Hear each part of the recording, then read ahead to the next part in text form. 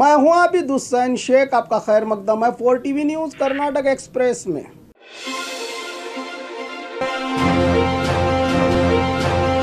पानी के लिए खाली मटकियों के साथ सड़कों पर उतरी महिलाएं। रायचूरू शहर के एपीएमसी हमाल कॉलोनी में हर साल गर्मियों के मौसम में हफ्ता 2 हफ्ते में एक बार पीने का पानी छोड़ा जाता है। विभाग की ओर से इसी समस्या को लेकर कई बार संबंधित अधिकारियों को मसला हल करने की फरियाद लगाई गई थी, लेकिन कोई फायदा न होता देखकर आज मोहल्ले के सभी महिलाएं और बच्चे खाली मटकियों के साथ घर से बाहर आकर विरोध प्रदर्शन में लग गई हैं। देश में गरीब की कोई क्यों सुनेगा, सिर्फ और सिर्फ यहाँ अंबानी अडानी जैसे अमीरों की बात सुनी जाती है। गरीब तबका तो इलेक्शन में वोट के लिए इस्तेमाल होता है। बहला फुसलाकर इनके वोट लेते हैं नेता और बाद में इन्हें ही नज़रअंदाज किया जाता है, जो रोज़ाना अपने अधिकारों को लेकर सड़कों पर नजर आते हैं। हमें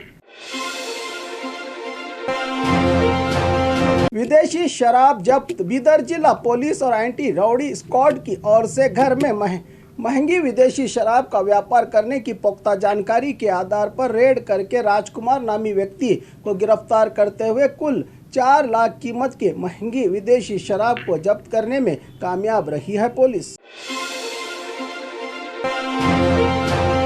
बीजेपी ऑफिस का घेराव करने की कोशिश, कईयों की गई गिरफ्तारी। चुनाव के करीब बीजेपी एमएलए विरूपाक्षप्पा माडाल के घर से 8 करोड़ अवैध रकम बरामद हुई है। इसी का विरोध करते हुए आज कर्नाटका राष्ट्रीय समिति के कार्यकर्ताओं की ओर से बेंगलुरु में रहे बीजेपी भवन का घेराव करने की कोशिश की गई, लेकिन पुलिस ने पार्टी के कार्यकर्ताओं को आधे रास्ते में ही रोककर इन सभी की पुलिस ने गिरफ्तारी की है, जहां पर खींचातानी भी देखने को मिली। येडुरप्पा के हेलीकॉप्टर लैंडिंग के समय पेश आई बड़ी घटना। आज गुलबर्गा जिला जेवर्गी में बीजेपी विजय संकल्प अभियान के चालन करने पहुंचे राज्य के पूर्व सीएम येडुरप्पा के हेलीकॉप्टर लैंडिंग के समय पर आसपास रहे कचरे और प्लास्टिक तूफान की तरह उड़ने लगे, तो पायलट ने कुछ समय लैंडिंग रोककर परेशानी में डाल दिया। फिर पुलिस की ओर से सभी कचरे को हटाया गया। दोबारा सुरक्षित लैंडिंग की गई येडुरप्पा के हेलीकॉप्टर की। क्या कुदरत भी नहीं चाहती कि बीजेपी वाले यहाँ कदम रख के, कह रहा है विपक्ष। जनता को परेशान कर रहा चीता फंसा आखिर जाल में। बीजापुर जिला बबलेश्वर तालुका के कनबूर गांव में फॉरेस्ट अधिकारियों ने 1 साल से जनता को परेशान कर रहे नर चीते को जाल में फांसने में कामयाब रहे हैं। पिछले 1 साल से बबलादी, गुंदाल, देवर बेनूर गांव के लोगों की नींद उड़ाने वाला ये चीता आज फंसा है जाल में। कई बार रात में पालतू कुत्ते और भेड़ बकरियों को अपना शिकार बनाता था। ये चीता 50 जगह पर जाल बिछाने के बाद आज जनबूर गांव में आखिरकार चीता पकड़ा गया। गुलबर्गा टू बीदर रेल का चालन किया। सांसद उमेश यादव ने गुलबर्गा से बीदर जाने के लिए केंद्र रेल विभाग की ओर से दूसरी बार ट्रायल रेल छोड़ी गई है। आज इस रेल को हरी झंडी दिखाकर गुलबर्गा सांसद उमेश यादव ने इसकी शुरुआत की, जो गुलबर्गा से बीदर और बीदर से गुलबर्गा रोजाना 4 बार सफर करेगी। मुसाफिरों को लेकर यह रेलगाड़ी। कोरोना के बाद राज्य में नए वायरस का डर। आज हेल्थ मिनिस्टर डॉक्टर के सुधाकर ने जानकारी दी है कि H3N2 नाम का ये वायरस दुनिया में दस्तक दे चुका है, लेकिन इससे ज़्यादा बड़ा खतरा नहीं होगा। अगर ये वायरस आए भी तो 3 से 6 दिन में चला जाएगा। बच्चे और गर्भवती महिलाओं को सतर्क रहने की ज़रूरत है। राज्य में इस नए वायरस के 26 मामले दर्ज हुए हैं। लंबे समय तक बुखार और जुकाम रहना ही इस वायरस की निशानी है। आज से सभी हेल्थ वर्कर्स को मास्क लगाने की सूचना दी है राज्य के हेल्थ मंत्री के सुधाकर ने।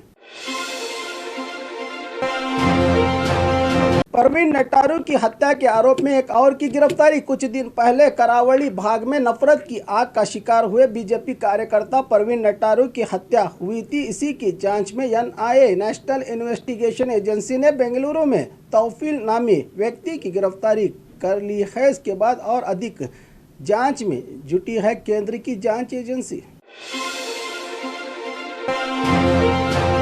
सीएम बोम्माई के क्षेत्र में रेड्डी की ग्रैंड एंट्री। बीजेपी से अलग होकर खुद की पार्टी बनाने वाले माइनिंग किंग के नाम से मशहूर जनार्दन रेड्डी ने आज अपनी कल्याण राज्य प्रगति पक्ष के प्रचार को लेकर राज्य के सीएम बसवराज बोम्माई के क्षेत्र में एंट्री की है। हावेरी जिला हांगल में विशाल रोड शो किया गया।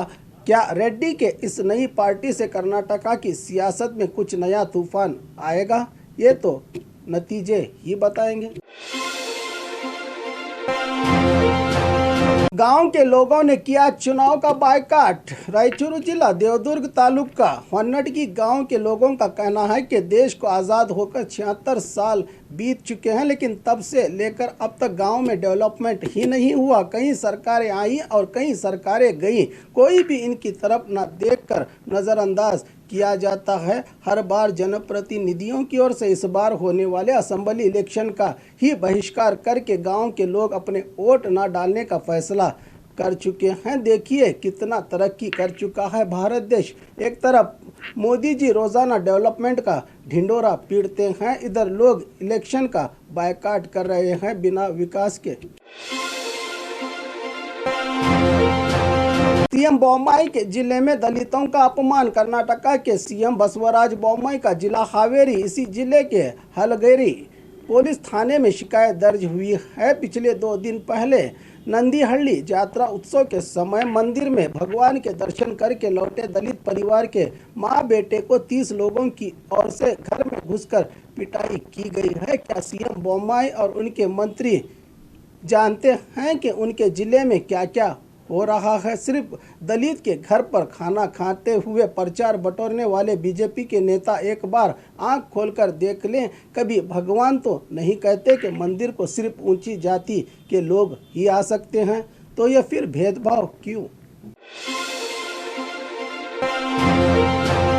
एमआईएम राज्य अध्यक्ष के घर पहुंचे जेडीएस के राज्य अध्यक्ष सीएम इब्राहिम। आज अचानक बागलकोट जिला इलकल में रहे एआईएमआईएम मजलिस इत्तेहादुल मुस्लिमीन पार्टी के स्टेट प्रेसिडेंट उस्मान गनी हुमनाबाद के घर को जनता दल के स्टेट प्रेसिडेंट सीएम इब्राहिम ने दौरा करके उनसे मुलाकात की। इनके मुलाकात पर कई सवाल उठते हैं कि क्या आने वाले 2023 असेंबली इलेक्शन में जेडीएस और एआईएमआईएम गठबंधन करेगी, क्योंकि पिछली बार चुनाव में एआईएमआईएम और जेडीएस का गठबंधन हुआ था। इस पर एमआईएम के चीफ असदुद्दीन अवैसी ने सफाई दी थी कि तेलंगाना के चीफ मिनिस्टर चंद्रशेखर राव ने जेडीएस के साथ गठबंधन किया था, इसीलिए हमने भी जेडीएस के साथ हाथ मिलाया है। अभी इस बार क्या होगा पता नहीं। इन दोनों पार्टीज के इस कदम से किस पार्टी को फायदा और किस पार्टी को नुकसान होता है, ये तो वक्त ही बताएगा।